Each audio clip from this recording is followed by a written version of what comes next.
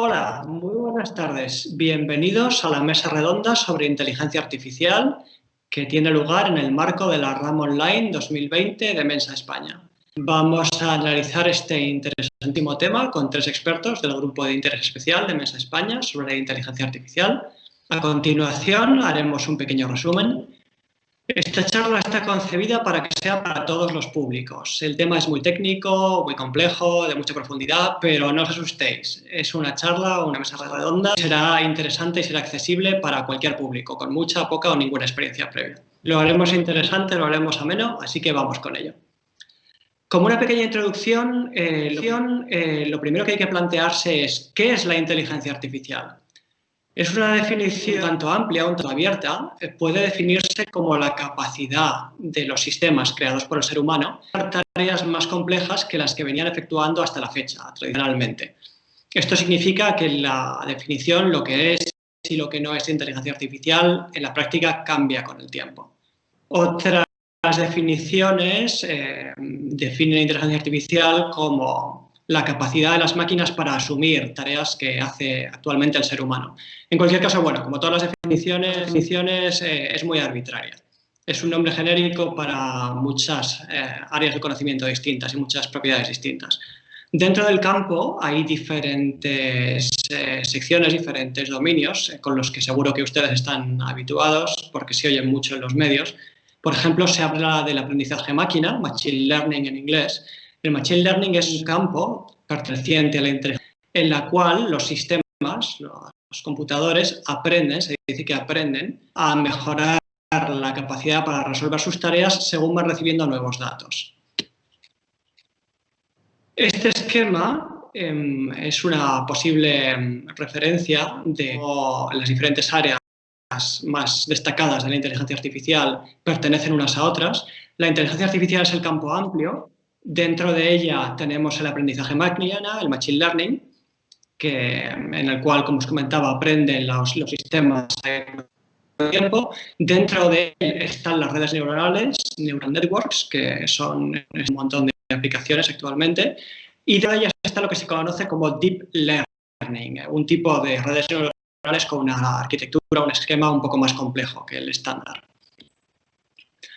La inteligencia artificial, las aplicaciones, que no siempre son conocidas por el gran público, desde hace unos años está viviendo una época dulce, está viviendo una explosión, están creciendo de forma exponencial sus aplicaciones, aunque no siempre todo el mundo puede evaluar lo importantes que son estas aplicaciones.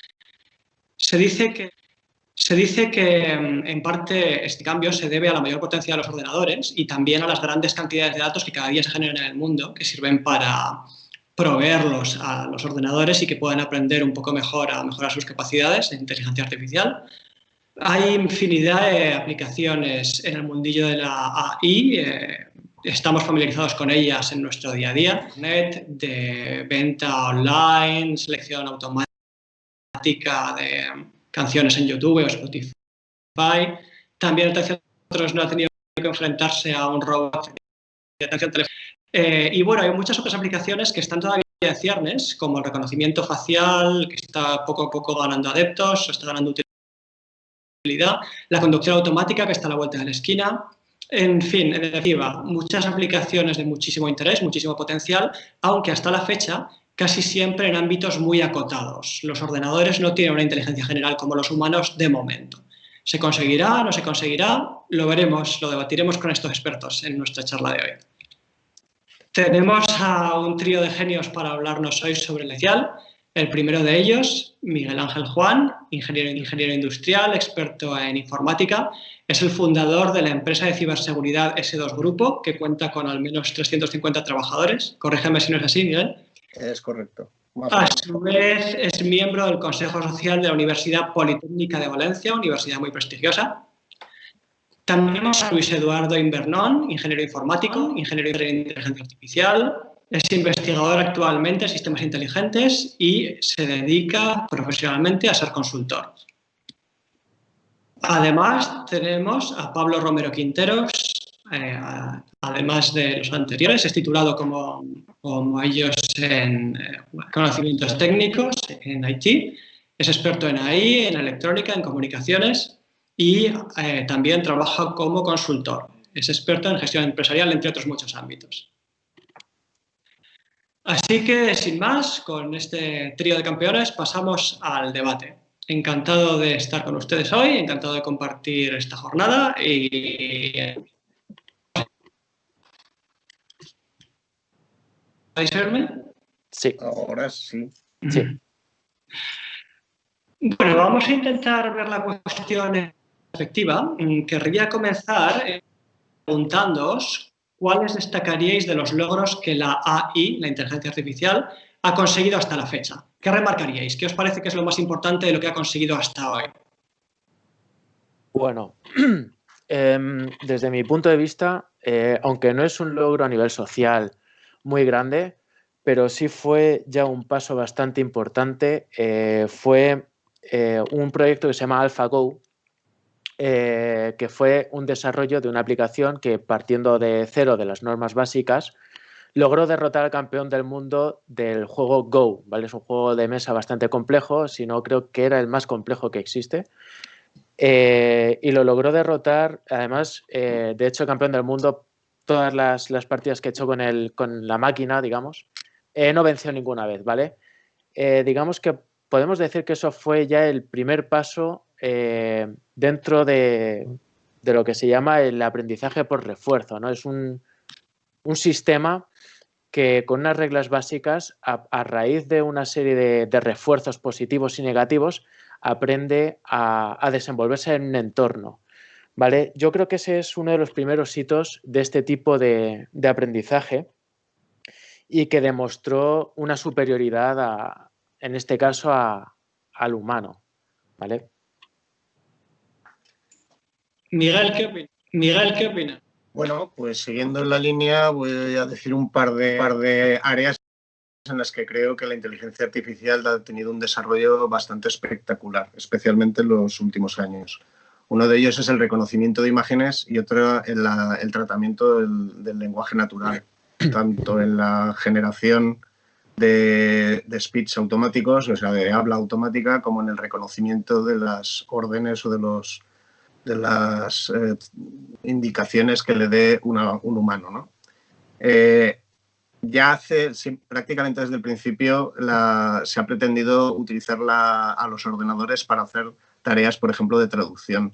Y todo el que haya seguido un poco el desarrollo que han tenido estos sistemas verá que no ha sido, sino hasta hace relativamente poco, quizás entre 5 y 10 años, hasta este momento no habían tenido unos resultados que fueran demasiado buenos. Y hoy en cambio, tenemos sistemas que sí son capaces de traducir, sí son capaces órdenes y desde luego son capaces de interpretar el lenguaje natural perfectamente. Y lo mismo ocurre con el reconocimiento de imágenes. Por ejemplo, ahora ya se están utilizando a nivel tanto industrial como de vigilancia. Yo destacaría esos en principio. Buen resumen. Bueno, simplemente por agregar o añadir un pequeño detalle, porque prácticamente mis compañeros de mesa han cubierto la gran cantidad de aplicaciones u usos que podemos ver hoy en día. Quisiera hacer una diferenciación entre los usos que vemos y los que no vemos. En realidad hay muchos usos que el público en general está accediendo ahora a verlos, asistentes virtuales, reconocimiento de imágenes, como comentaba antes Miguel, pero hay muchos usos que no vemos, que de cierta manera están ocultos y que son los que están moviendo desde hace una cantidad de años relativamente poca muchos de los engranajes sobre los que nos movemos día a día. Hoy seguramente una persona por la tarde se sienta, pone Netflix y ve una serie, está muy contento de la serie que está viendo, no tiene idea de lo que hay detrás de eso, o del concurso, por ejemplo, que Netflix hizo hace unos años con un premio de $1 millón a quien mejorara su algoritmo para recomendación de series y películas. Estas son cosas del día a día que normalmente la gente no ve y que realmente ya lo estamos usando. La inteligencia artificial no es algo de las películas, no es algo de la ciencia ficción, sino que ya es una realidad y hay muchas áreas particularmente relacionadas con la seguridad y con la catalogación de diferentes áreas, seguros, bancos, finanzas, etcétera, que ya lo utilizan y que el público en general no lo ve, pero ya está aquí, la inteligencia artificial está aquí. Es un punto muy importante. Dabas, precisamente hace un par de días, una compañera de Mensa en una charla decía, esto se decía estos años atrás que era el futuro, pero ya no es el futuro, ya es el presente. Exacto. ¿Sabéis? Una cosa curiosa que ocurre es que cuando uno se fija en cuál es la definición de inteligencia artificial, que siempre ha sido bastante imprecisa, porque es difícil, claro, no sabemos, si no sabemos definir qué es lo que es la inteligencia natural, pues de la misma manera no sabemos muy bien cómo explicar qué es esto de la inteligencia artificial y dónde están sus límites, ¿no?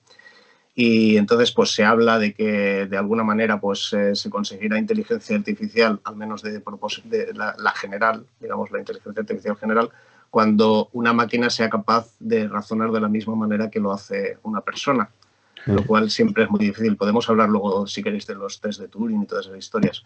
Pero lo curioso es que hubo un señor que dijo que la inteligencia artificial venía a ser el área de conocimiento que estudiaba aquellas cosas que las máquinas todavía no eran capaces de hacer. Porque ocurre que cuando las máquinas llegan a ser capaces de hacer algo, entonces se dice, ya, pero es que eso no es inteligencia artificial. Esto ya no es. Entonces dices, por ejemplo, con el tema del lenguaje natural, pues cuando se ha llegado a un grado de procesamiento del lenguaje natural que realmente es muy práctico y es espectacular y todo eso, entonces se dice, ya, pero es que en realidad no son de verdad inteligentes. Ahí está detrás, le veo las tripas y sé lo que está haciendo. Luego, en realidad, claro, eso no es claro, como si nosotros fuéramos capaces de saber cómo hacemos las cosas con nuestro propio cerebro. Efectivamente. ¿No? Pues de la misma manera, la inteligencia artificial es siempre aquello que la máquina no ha conseguido hacer. En el momento en que consigue hacer algo, ya deja de estar dentro del ámbito de la inteligencia artificial. En continuidad con la pregunta anterior, ya sabemos más o menos hasta dónde ha llegado la inteligencia artificial hoy y cada vez que nos metemos en Google o en Spotify o en YouTube o en Netflix, como comentaba aquí Pablo Romero, tenemos una inteligencia artificial que nos está haciendo parte del trabajo. Pero ¿cómo pensáis que va a evolucionar en el futuro inmediato? ¿Creéis que hay mucho espacio para que mejore drásticamente en poco tiempo? ¿Y cómo? Sí, a ver, yo personalmente creo que sí. Hay todavía mucho margen de mejora. Como ya acaba de decir mi compañero Miguel, por ejemplo, en el reconocimiento de imágenes es una técnica que lleva en auge unos aproximadamente 6-7 años, porque es cuando empezó a desarrollarse un tipo de redes neuronales convolucionales y empezó ya a llevarse, digamos, a frameworks y, digamos, a lo masivo. A partir de ahí se han desarrollado otras redes y demás. A ver, como logro, o sea, como futuro cercano, yo creo van a seguir desarrollándose estas técnicas, todavía tiene mucho margen de mejora, pero yo personalmente empiezo a ver la computación cuántica como un futuro no demasiado lejano. Hace cosa de 5 años asistí a una charla sobre computación cuántica en el que, bueno, hablaban de que ya había un ordenador cuántico de IBM con 5 qubits. Hoy en día ya los ordenadores cuánticos, el que más tiene, creo recordar que eran más de 400 qubits. Y en 2023 Google prometió un ordenador cuántico de más de 1000 qubits. Eso es una barbaridad. Es 2 elevado a 1000, digamos, estados... 2 elevado a 1000 estados simultáneos, ¿vale? Es una locura. Yo creo que el futuro cercano va a empezar digamos, a llevar la inteligencia artificial a la computación cuántica para resolver problemas que requieren una grandísima capacidad de cálculo, de computación, ¿vale? con más datos, con datos más complejos o incluso sistemas mucho más profundos. También creo que esto va a dar lugar, lo de la computación cuántica y demás, a empezar a pensar en lo que hemos hablado, lo que ha comentado también Miguel Ángel, en una inteligencia más general, ¿vale? Estamos ahora mismo, todos los modelos de inteligencia artificial, o la mayoría de ellas, están muy enfocados a un ámbito, a un área. No olvidemos que la inteligencia artificial al final es abstraer conocimiento de datos concretos, pero lo puedes abstraer a muchos niveles. Ahora mismo estamos muy centrados en un área, pero si unimos muchas áreas podemos incluso abstraer más información, más conocimiento a un nivel más abstracto. Y yo creo que ese va a ser el futuro, empezar a implementar la inteligencia artificial en computación mucho más potente, la cuántica, por ejemplo, y además empezar a pensar en modelos más genéricos, ya que estamos perfeccionando mucho las técnicas concretas, llevarlos a niveles un poquito más abstractos. Es muy interesante lo que comentas porque hay un cierto debate en el campo de la inteligencia artificial sobre si realmente ordenadores más potentes darán lugar a algoritmos más potentes o si realmente hay una asíntota, hay una capacidad de estos algoritmos por un límite de datos y un límite de hasta una cierta cantidad de poder predictivo. ¿Tú realmente crees que con ese aumento del flujo de datos y ese aumento de la capacidad de computación vamos a dar un salto cualitativo, que no estamos cerca de esa asíntota de la capacidad de la AI? Sí, yo creo, a ver, la inteligencia artificial, como he dicho, es abstraer información y conocimiento a partir de la información. Más o menos es como nosotros trabajamos con la información. Somos capaces de extrapolar información porque conocemos varios ámbitos y vemos patrones. Cuanta más información tienes, más patrones puedes sacar o patrones más genéricos. Yo creo que sí, yo creo que cuanta más información, más patrones seremos capaces de sacar con inteligencia artificial. Lo que no quiere decir que a lo mejor esto sea la inteligencia como tal, simplemente que habrá un conocimiento más genérico y podremos ser capaces de extrapolar más conocimiento de un área a otra o ver patrones, pues eso, a más alto nivel. Yo creo que todavía nos queda muchísimo margen. Trabajamos con muy pocos datos, con lo que nos rodea y yo creo que la cota realmente está en la información que almacenamos. Ahora mismo con el IoT, el Internet de las Cosas, almacenamos muchísima información, pero no almacenamos toda nuestra realidad, ¿vale? Si almacenáramos toda la información que existe a nuestro alrededor en una base de datos, imaginemos, brutalmente grande, con sistemas hiperpotentes sí seríamos capaces de continuar a generar modelos cada vez más genéricos y que nos superen, nos lleguen a superar. Es mi punto de vista, es mi opinión. Miguel y Pablo, ¿sois igual de believers que Luis Eduardo? Aquí se han abierto muchos temas y me gustaría hacer un comentario muy breve sobre uno de ellos.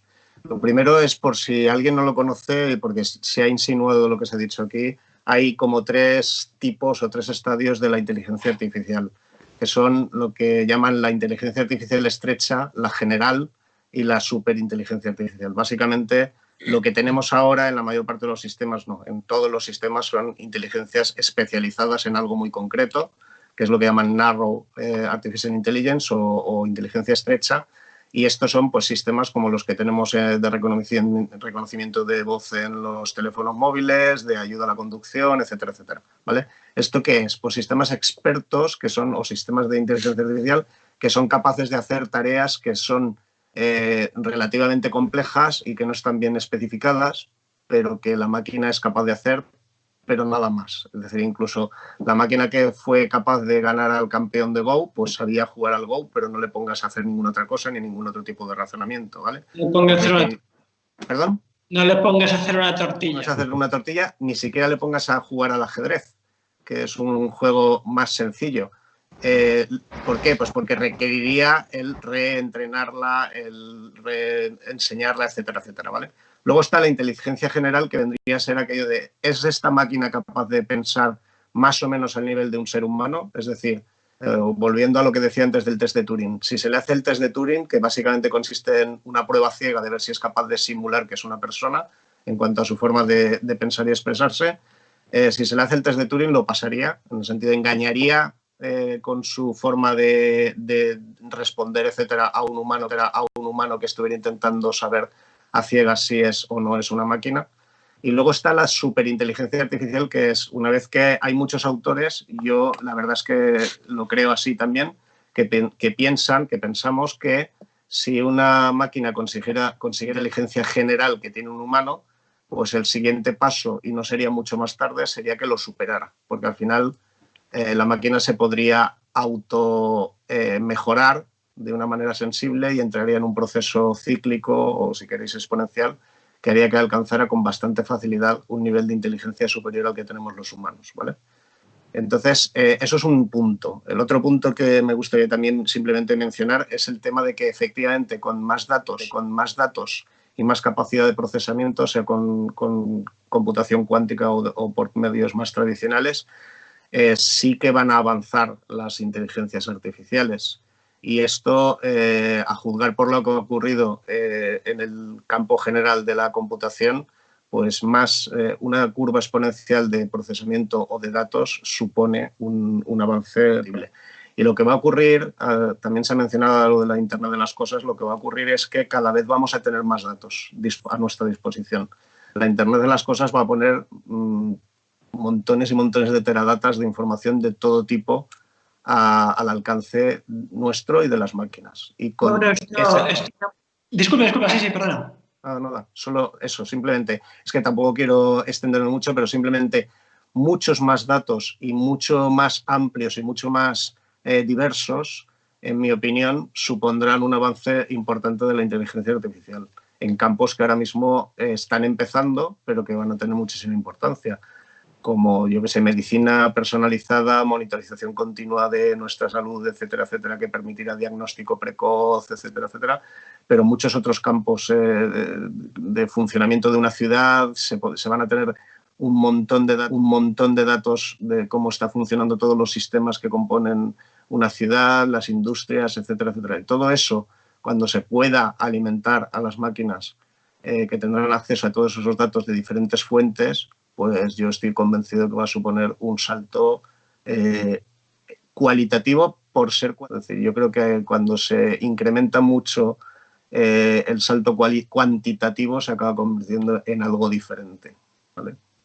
Bueno, Pablo, por continuar con este bloque, ¿tampoco crees que haya un techo de cristal o tú crees que un techo de cristal sí existe?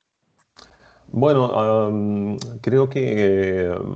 A ver, coincido particularmente con la idea de que más datos van a ayudar en el desarrollo de todo el campo de inteligencia artificial, pero creo que también hay otro aspecto que se ha visto en los últimos años que tiene un impacto enorme, y es en el desarrollo de nuevos modelos. Estamos hablando o hemos comentado algunas soluciones o aplicaciones, pero que están basadas en desarrollos o mejoras de modelos muy recientes. Por ejemplo, en el campo de NLP, en el procesamiento de lenguaje natural, el enfoque que había de hace unos años era utilizar redes neuronales para hacer todo el aprendizaje.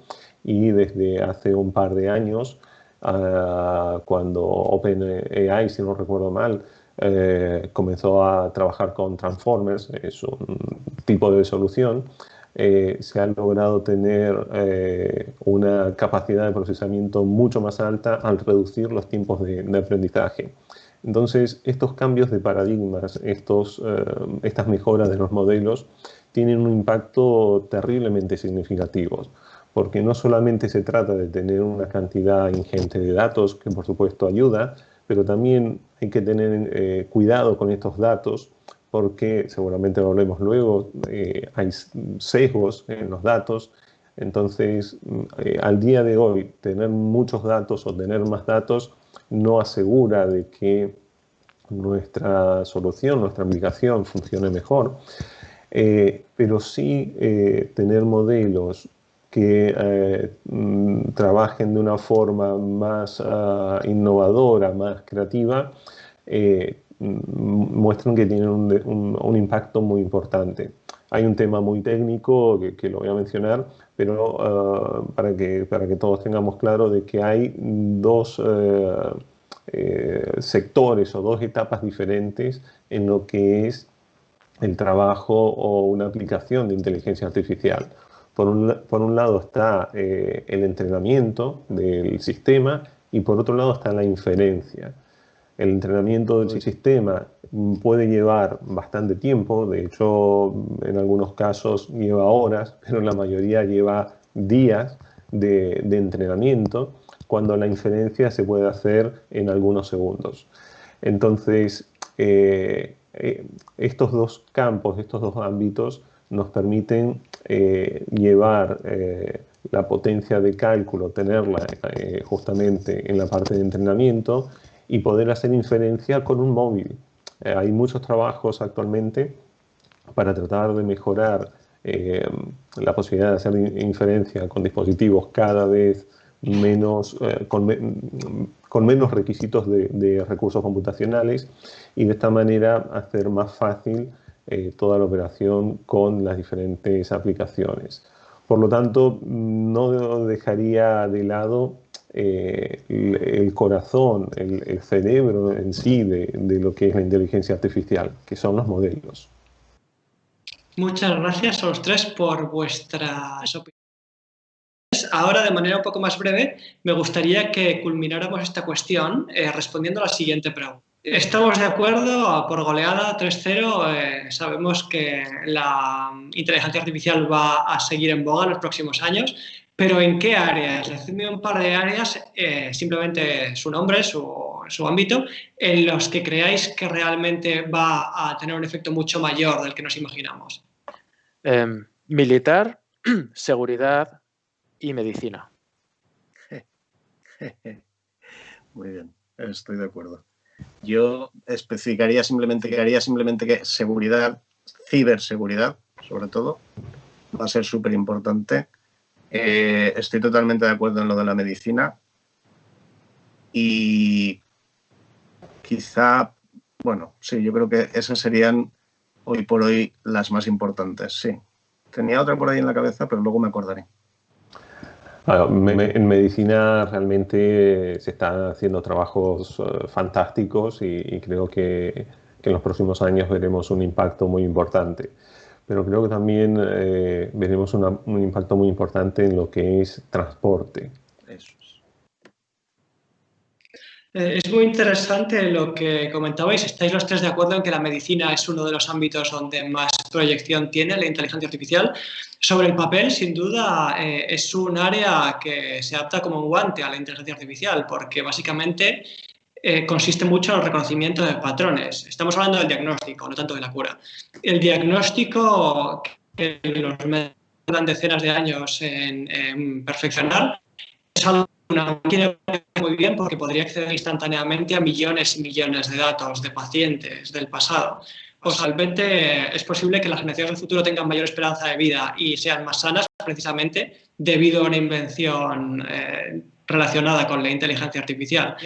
¿Creéis que el médico, tal y como lo conocemos, se extinguirá en cuestión de unos pocos años o décadas? No, para nada. Yo no soy de la opinión de que vaya a desaparecer, ni muchísimo menos ni de lejos. Los médicos... Tal y como lo conocemos, quiero decir, evidentemente el médico existirá, la cuestión es, ¿se replanteará completamente? No, a ver, a largo plazo no creo que se pueda saber con exactitud, porque todavía creo que los avances de la inteligencia artificial en medicina son grandes, pero creo que todavía no tenemos datos como para saber un futuro cierto a largo plazo. A corto y medio plazo, sí. A corto y medio plazo yo me atrevería a decir que van a servir las herramientas de inteligencia artificial como un apoyo a la hora de diagnosticar de forma preventiva o precoz, por así decirlo. Simplemente como una pequeña referencia, el año pasado asistí a un congreso en el que un hombre hablaba sobre un sistema que había desarrollado junto con su mujer, que era neuróloga, para la detección de epilepsia, ¿vale? Un tipo de epilepsia. Resulta que para detectar ese tipo de epilepsia tienen que hacerte un encefalograma tienen que monitorizarte durante 24 a 48 horas para saber si tienes o no un tipo de epilepsia concreto. Bueno, pues resulta que tienen un 50% de precisión, alrededor de un 50% de precisión los médicos, ¿vale? Los neurólogos, para ese tipo de epilepsia. Este hombre desarrolló un modelo que alcanzaba el 89 o el 90% de precisión con 30 minutos de monitorización de EEG. ¿Qué quiere decir esto? Pues que acelera el proceso de identificación de ese tipo de enfermedad. No sé si es una enfermedad realmente, no soy médico, perdonad los puristas. Y a continuación es el médico el que se encarga de tratar a ese paciente, pero ya ha ganado mucho tiempo a la hora de diagnosticar. Yo creo que las herramientas van a ir más a corto y medio plazo en ese sentido, a identificar y a diagnosticar posibles enfermedades de una persona, bien con pulseritas, con relojes o con cualquier chisme que llevemos encima, y a partir de ahí el médico es el encargado de saber por dónde conducir el tema médico y el tema de tratamiento del paciente. Yo creo que la medicina sí se va a revolucionar y sí que creo que va a cambiar en un modo largo. Pero va a cambiar por dos razones fundamentales. Una, por esto que estabas diciendo, de que efectivamente en el diagnóstico, pues muchas veces los sistemas, las inteligencias artificiales pueden dar un diagnóstico más preciso. De hecho, hay estudios que dicen que pueden dar un diagnóstico más preciso no solo que un médico, sino que un grupo de médicos. Es decir, que alcanza un nivel por encima de los profesionales y de los grupos de profesionales que pueden consultar entre sí. Y esto es porque básicamente puede procesar muchos más datos y no olvidar ninguno a la hora de tenerlos en cuenta. Pero es que además está el tema de la monitorización de las, llámale, constantes, características o funcionamiento de las personas. Quiero decir, no solo puede tomar medidas en el momento en el que el paciente está en la visita médica, sino que puede estar haciéndolo de manera continua con los dispositivos que se están desarrollando. Y claro, eso es una información que hasta ahora nunca ningún médico ha tenido. Si es encefalograma, es electrocardiograma o encefalograma o lo que queramos, o niveles de azúcar o de cualquier cosa en sangre, saturación de oxígeno, etcétera, etcétera, hoy por hoy se obtiene en el momento de las pruebas. En un futuro muy cercano lo vamos a tener 24 horas al día continuamente y vamos a estar conectados a sistemas que estarán vigilando todo eso, estarán monitorizándolo y podrán tomar decisiones de detección de anomalías en el funcionamiento de nuestro cuerpo en tiempo real, en el mismo momento. Con lo cual, el médico va a tener bastante menos importancia en la parte de diagnóstico y bastante menos importancia en la parte de detección de ese tipo de condiciones, con lo cual podrá dedicar su tiempo a otras cosas, al tratamiento del paciente, etcétera, etcétera. Pablo, sí. Bueno, en mi caso es que soy un soñador. No sé, yo tengo la idea de algún día poder ir a mi doctora y que mi doctora sea la especialista número 1 del mundo no sé, en cuestiones de la piel o en cuestiones respiratorias o del COVID ahora que tenemos que convivir con él. Claro, hoy la realidad que tenemos es que cada uno de estos especialistas están en diferentes lugares, son diferentes personas y están en diferentes lugares del mundo. Recuerdo de haber leído de una solución de inteligencia artificial hace 2 años. Creo que se llevó a cabo en Stanford, donde están, bueno, en una clínica donde están los mejores especialistas de cáncer de piel del mundo, y desarrollaron una aplicación para detectarlo. Y de hecho, cuando estaban haciendo las pruebas del sistema, uno de los médicos tuvo una duda sobre una muestra. Y sacó una foto, la pasó por el sistema y el sistema le dio una indicación. En este caso dijo que era un posible positivo, hicieron una biopsia y resultaba que era positivo. con lo cual el especialista tenía dudas, pero el sistema de inteligencia artificial, en este caso, diagnosticó correctamente. Me imagino que mi doctora pueda tener esa aplicación o tener acceso a esa aplicación y en ese mismo momento se convierte en una experta, entre comillas, en detección de cáncer de piel.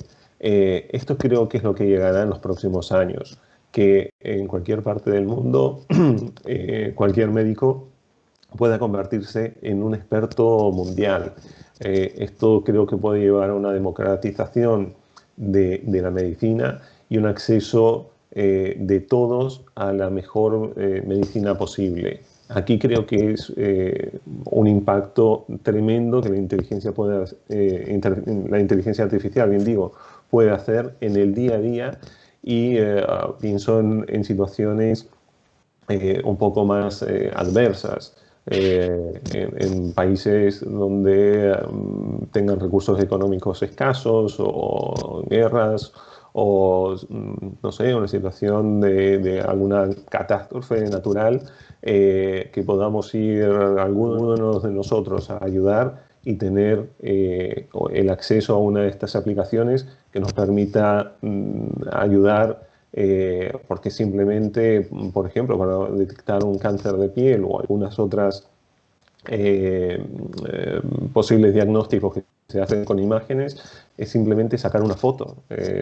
No seremos nosotros directamente, pero seguramente enfermeros o enfermeras que tengan la formación adecuada para sacar esas fotos lograrán acelerar mucho los tiempos de diagnóstico y, como decía antes, tener al alcance de todo el mundo al mejor experto en esa materia.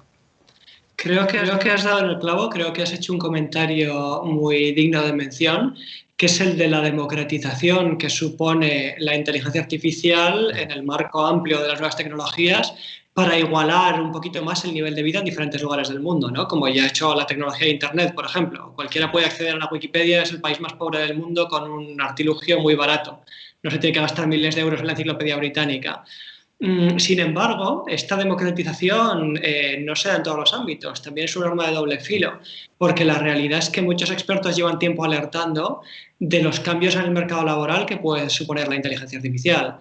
Al principio de todo yo nombraba, por ejemplo, la atención telefónica. Probablemente muchos telefonistas han perdido su trabajo porque se ha sustituido parcialmente por inteligencias artificiales.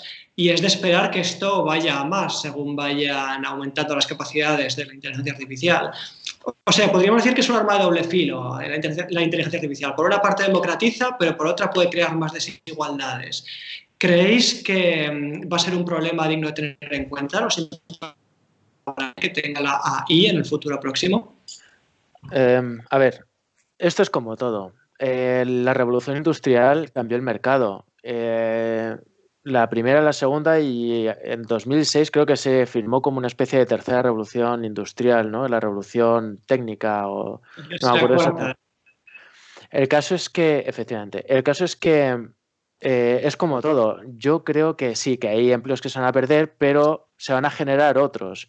Yo creo que va a haber una transformación en el sector, en todos los sectores en general donde vaya a entrar la inteligencia artificial. Se pierden personas que están, bueno, pues telefonistas o personas que están en la centralita, ¿no? de una empresa con los teléfonos y demás en favor de una serie de chatbots, pero se gana el contrato de una empresa que contrata a expertos de procesamiento de lenguaje natural que mantengan esos chatbots, que generen esos chatbots, que mejoren esos chatbots. Perdemos el empleo, por ejemplo, de taxistas en favor de coches autónomos, pero ganamos empleados que sepan, pues no sé, el mantenimiento de esos coches autónomos. Va a haber más coches a lo mejor autónomos y por lo tanto más desarrolladores de coches autónomos. En fin, yo creo que más que un impacto o una preocupación, es normal que haya una preocupación, ¿no? Porque no se sabe exactamente por dónde va a llegar antes, qué va a ocurrir contigo. La gente tendrá que formarse o reformarse de nuevo. Las personas que son más mayores, pues por desgracia, si lo sustituye una máquina, pues tienen poco margen de maniobra en este caso, ¿no? Pero eso ha ocurrido siempre y va a seguir ocurriendo. Y cuando lleguemos a la supremacía de la inteligencia artificial en el futuro, 2000 no sé cuántos, pues volverá a ocurrir. Y esto es cíclico, ¿no? Simplemente, pues, sí, va a impactar y va a haber un impacto económico y un impacto social y un impacto en el mercado laboral. Pero no tiene por qué ser un impacto negativo. Puede ser también incluso positivo. Se pueden generar en ciertos casos más empleo que los que se pierden, ¿no? En el desarrollo de una aplicación de inteligencia artificial como puede ser un chatbot, pues ya tienes una persona que tiene que estar investigando para mejorar el chatbot y luego a lo mejor una empresa que contratas para el mantenimiento de tu chatbot de tu empresa, ¿no? Entonces, es un cambio, es una revolución. No creo que tenga que ser negativo. No se sabe, pero personalmente no creo que tenga que ser negativo. Parafraseando a José Mota, las gallinas que entran por las que salen. Podría ser, podría ser. Yo no me atrevo a decir que sea así, ¿vale? No me atrevería a decirlo, pero sí que podría ser algo así. Miguel y Pablo, ¿creéis que será traumático o creéis que habrá una transición más o menos suave en el mercado laboral? Yo creo que va a ser... yo soy optimista, pero sí creo que va a haber cambios que van a ser muy difíciles de absorber. Es decir, a ver, en mi opinión, sí que va a haber, por supuesto, creación de puestos de trabajo nuevos que van a sustituir en parte a los que se pierdan por ese lado. Creo que hemos llegado al punto, en esta división que se hacía entre trabajos manuales y trabajos mentales y trabajos automáticos y trabajos creativos, estamos llegando al punto, o llegaremos en un tiempo al punto, en el que incluso los trabajos mentales creativos podrán ser realizados por máquinas. Y entonces ya no nos queda más margen. Quiero decir, antes decías, bueno, es que la máquina sustituye a la fuerza humana, pero siempre hace falta el que fabrica la máquina. Y ahora llegaremos y diremos, bueno, es que la máquina está sustituyendo al ingeniero que fabrica las máquinas y no hay más. Entonces, yo soy de la opinión de que sí se va a reducir mucho el número de puestos de trabajo, pero no me parece que eso sea algo necesariamente negativo. ¿Por qué? Porque lo importante debería de ser la riqueza que se crea y luego cómo se distribuye esa riqueza. Y quizá lo que tengamos que hacer es empezar a pensar en qué sociedad queremos montar y cuáles van a ser los criterios para redistribuir esa riqueza. Hasta ahora, desde la revolución industrial, pero mucho más traumáticamente de lo que nos parece ahora, la forma de distribuir la riqueza ha sido, pues tú tienes que trabajar y obtener un salario y con eso tienes que vivir. Pues ahora quizá tengamos que empezar a pensar en otras cosas, porque lo que no tiene sentido es que, por ejemplo, trabajen más personas de las que hacen falta para producir la riqueza que necesitamos para vivir o incluso para vivir bien. Pues ahí está el reto, en que tendremos que echar de imaginación y de creatividad para poder absorber este tipo de cambio y que va a ser muy grande y muy fuerte. Y luego el si va a ser traumático o no, pues yo creo que sí, y espero que los traumas se queden en la parte psicológica y mental y no pasen a lo físico, pero claro que va a haber traumas. No es fácil adoptar estos cambios. Todavía hay muchas personas que piensan que lo de la robotización es una amenaza y la robotización ya está ahí. Ya no, es decir, las empresas que tengan que hacer trabajos, por ejemplo, de fabricación o logísticos, de movimiento de materiales y todo eso, y no utilicen robots, es que van a desaparecer. No hay otra opción. Pues con esto pasará algo parecido. Las empresas, las organizaciones que quieran hacer algo, pues acabarán haciéndolo por el método más económicamente factible, que acabará siendo necesariamente estas inteligencias artificiales. Sí, y realmente todo cambio lleva implícito algún tipo de impacto. Lo hemos vivido en el pasado, ya a nivel histórico y en el pasado reciente, y lo volveremos a vivir en el futuro. Como bien comentaban mis compañeros de mesa, este impacto vendrá quizás en esta ocasión un poco diferente, porque quizás se cambien algunos paradigmas de fondo. No solamente a nivel de impacto en el mercado laboral, que esto es algo continuo y cíclico. No sé, hoy en día hay un trabajo que se llama Community Manager. Esto hace 10 años no existía. Entonces, esto se ha creado y claro, como ahora se ha creado esto, va a desaparecer otro y tenemos que entrar todos en caos porque hay otros trabajos que han desaparecido. Esto es continuo, cíclico y tiene que ver con ya un cambio de paradigma que se ha dado ya hace un par de décadas, en el cual no tenemos la misma situación que tenían nuestros abuelos que trabajaban toda la vida en la misma empresa. Ya a nuestra generación nos toca trabajar en diferentes empresas durante todo el transcurso de nuestra vida. A nuestros hijos seguramente trabajarán en muchas más empresas, o ya se está viendo con los millennials que bueno, van trabajando donde ellos quieren y de la forma que quieren. Bueno, tienen otra manera de operar. Y todo esto son diferentes cambios que hay que articular. Quizás el cambio más importante que venga sea el cambio de paradigma. Como decía Miguel, quizás deberíamos empezar a prepararnos para un cambio sociocultural, no solamente de mercado de trabajo, sino un cambio sociocultural.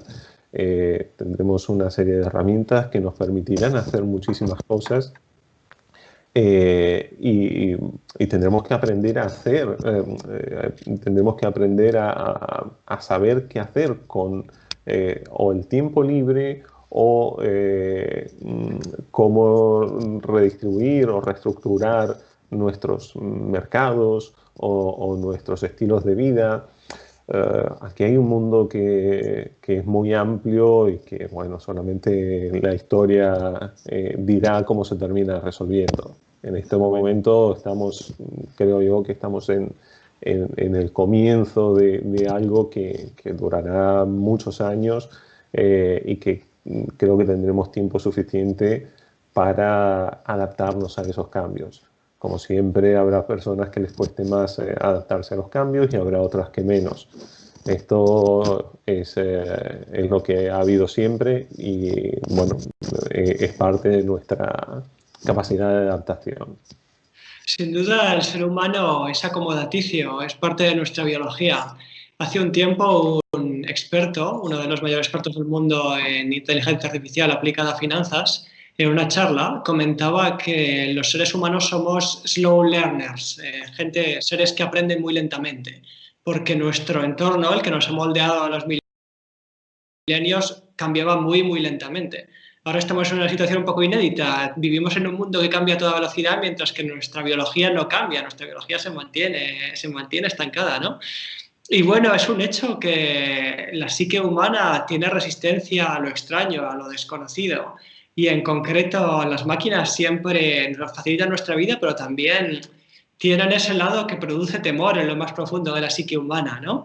Quería consultaros acerca de la visión que hay sobre la inteligencia artificial en el arte. Todos hemos visto películas como 2001, Yo Robot o Terminator. Parece que la imagen que se da de la inteligencia artificial en el arte, en el cine, en la literatura, etcétera, es en general bastante negativa. Se ve más la parte del potencial destructivo sobre el ser humano, sobre la civilización que tendría, que todo lo que nos puede ayudar, como lo que comentábamos antes, más posibilidades de aprendizaje, de diagnóstico. ¿Pensáis que realmente esa visión negativa del arte tiene su base real o creéis que realmente hay un elemento objetivo para sentir ese miedo que parece que el arte refleja? Bueno, pues es una buena pregunta, la verdad. Pero sí, yo personalmente pienso que está bien fundamentado. Pero es que esto es como todo, ha ocurrido, nos podemos referir a la inteligencia artificial como algo que puede destruir la humanidad, como también la química, la física, la medicina, la robótica, en fin, todo tiene, como tú has dicho antes, ¿no? Su doble filo, ¿no? Puedes utilizarlo para el bien o puedes utilizarlo para el mal. Me da un poco de pena, ¿no? Que en el cine hasta ahora solamente haya sido caos y destrucción con la inteligencia artificial, cuando no todo es así, ¿no? Entonces, para No, los... solo una parte. ¿Eh? Solo una parte es así. Claro, podemos decir que el 50%, ¿no? Tienes el 50% para el bien y el 50% para el mal. Pero, pero es un poco, da un poco de pena. Es normal también porque es lo que llama la atención, pero para los que son un poquito más, que están más alejados del mundo de la inteligencia artificial, que no conocen tanto, es normal también que cause miedo, ¿no? Decir, joder, es que nos va a destruir, es que nos va a superar en inteligencia y se va a poner en contra del ser humano. Cuando sepa que el ser humano es malvado, nos va a destruir. En fin, tiene su base normal, pero es que es lo que digo. Cuando la química avanza, avanza en dos sentidos. Cuando la medicina avanza, avanza en los dos sentidos. La física igual. Entonces, sí está fundamentado en algo realista, como puede ser el mal, pero lo que digo, me da mucha pena que no se muestre también el bien que puede hacer a la sociedad. Bueno, una de las cosas que hay que tener en cuenta es que si alguien hiciera una película sobre una inteligencia artificial que se portara perfectamente y no produjera ningún problema, pues seguramente perdería toda la fuerza dramática. No lo vería nadie. Claro, lo interesante son las películas de asesinos o, si quieres, de policías y ladrones, no las películas de gente que se comporta bien y cuida de su jardín y no se mete en problemas ni nada de eso. Pero el malo siempre es la máquina, el malo nunca es el humano y lo resuelve la máquina. Ya. Bueno, si tengo un rato para pensar, igual pienso en alguna en la que no sea exactamente así. Pero es verdad, ¿por qué? Porque es muy fácil, porque el malo en las películas siempre es deshumanizado. ¿Y qué hay más fácil de deshumanizar algo que no es realmente humano? Claro que la inteligencia artificial puede ser tan fría, digamos, mala, perversa, falta de sentimientos, etcétera, como el peor malo que haya, o mucho más, porque al fin y al cabo, claro, es totalmente ajeno. Es como, digamos, de hecho, una reflexión que podemos hacer también es que el día que las inteligencias artificiales lleguen al nivel de la humana o la superen, será la inteligencia no humana más cercana que podamos tener. Es decir, casi podríamos decir que serían aliens. Lo que pasa es que no serían extraterrestres, serían terrestres en nuestro propio planeta. Pero sería una inteligencia no humana con la que tendríamos que ser capaces de entendernos. Por eso siempre he pensado que quien piensa que el día que haya una inteligencia más artificial más inteligente que nosotros, pues lo mismo pensará de si vienen a visitarnos los extraterrestres, que nos van a matar a todos. Y sin embargo, muchas veces son más optimistas con la visita de un extraterrestre, y algunos incluso piensan que los extraterrestres nos van a sacar las castañas del fuego. Sí. Cuando es mucho, desde mi punto de vista, sería mucho más fácil entenderse una inteligencia que al final la hemos creado nosotros y podemos más o menos entenderla, que con una que venga de otro planeta donde puede que no tengan ni siquiera la misma base biológica que nosotros, ni los mismos sentidos, ni nada parecido. Imagínate lo difícil que sería comunicarnos con ellos. La hemos creado a nuestra imagen y semejanza. Bueno, yo no sé si a nuestra imagen y semejanza. Eso es una parte de lo que hemos intentado. Por eso se habla de que en la inteligencia artificial se pretende conseguir que piensen de una manera análoga como lo hacemos los humanos. Pero yo creo que sobre todo eso es porque en realidad es muy difícil definir qué quiere decir pensar, qué quiere decir inteligencia. Y el único caso que tenemos a la vista es el nuestro. ¿Tú cómo lo ves, Pablo? Bueno, en primer lugar, un pequeño apunte. El séptimo arte no solamente ha fantaseado con los malos de inteligencia artificial, sino que también se ha enamorado de una inteligencia artificial, como el caso de la película Her. Entonces, aquí creo que particularmente tenemos que ver la respuesta a una cuestión de oferta y demanda. Creo que, como bien decían anteriormente, quizás es más por una expectativa del humano espectador de la película que quiere ver esa confrontación, ese de perseguir al bueno que persigue al malo. Pero que hay muchos aspectos en los que se pueden hacer las cosas diferentes. Claro, como bien comentaban antes, imaginemos la siguiente situación, comienza la película, alguien necesita ayuda, utiliza inteligencia artificial, lo ayuda, lo cura, le resuelve el problema, fin de la película. Fracaso de taquilla total, fracaso total. Llama más la atención de cuando hay un problema, cuando hay un malo, cómo llevar eso adelante. Creo que de cierta manera termina siendo bueno que se abra el debate, que se lleve o que se masifique la inteligencia artificial, porque ya no es un concepto tan abstracto de 2 o 3 locos que nos dedicamos a esto, sino que le llega al público en general, a la gente que no tiene ni idea de qué es esto de inteligencia artificial. Y esto abre muchos debates, abre muchos frentes de trabajo.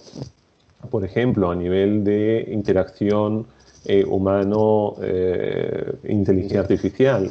Es mejor que esa interacción sea por medio de una figura robótica con una cara y expresiones humanas, o es mejor que sea un elemento más neutro, que esa interacción sea hablada, que sea escrita.